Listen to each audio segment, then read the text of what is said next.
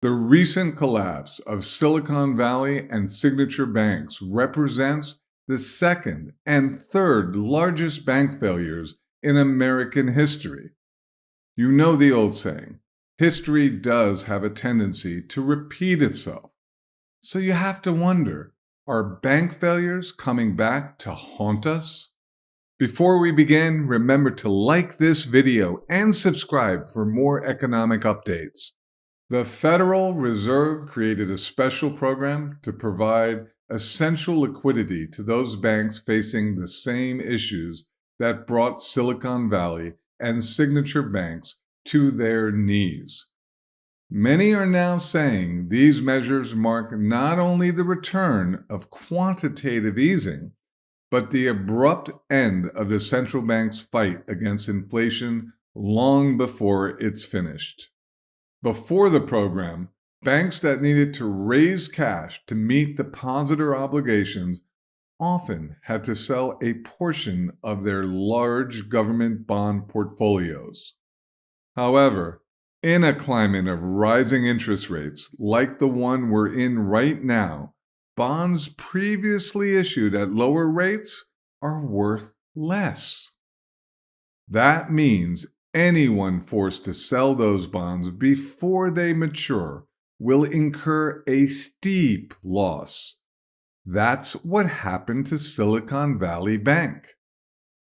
To help solve this problem, the Federal Reserve announced creation of the Bank Term Funding Program. With this program, banks that otherwise might have to liquidate their treasuries to raise cash can instead take loans against the bonds from the Federal Reserve. Not only that, the Fed won't just give banks a loan for the current market value of the bonds, but a loan for their full face value.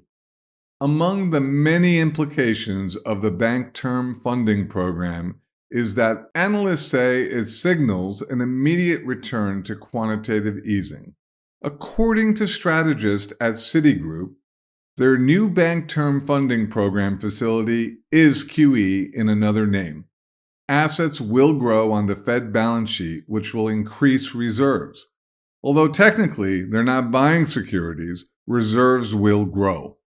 Economist Peter Schiff goes further, suggesting that, for all practical purposes, the Fed is buying those assets. The bank supposedly is going to have to get that bond back from the Fed, but that's never going to happen. The Fed's going to sit on that bond for the next 10 years until it matures. Peter Schiff adds that the Fed is going to keep these bonds on its balance sheet permanently, which is a huge expansion of its balance sheet. That's quantitative easing. The Fed is creating new money out of thin air. It's inflation. Does this mean the fight against soaring prices is over long before inflation is back down anywhere near the 2% target? Goldman Sachs now says they expect no rate increase by the Fed next week in light of stress in the banking system. Economists at Nomura Securities go even further. They say quantitative tightening is at an end and that the Fed will cut rates by a quarter point next week in reaction to looming financial stability risks. Last year, the Federal Reserve embarked on the fastest rate tightening cycle in 40 years. Why? To fight inflation. When they did, speculation was they would keep going until something broke. Well, something has broken.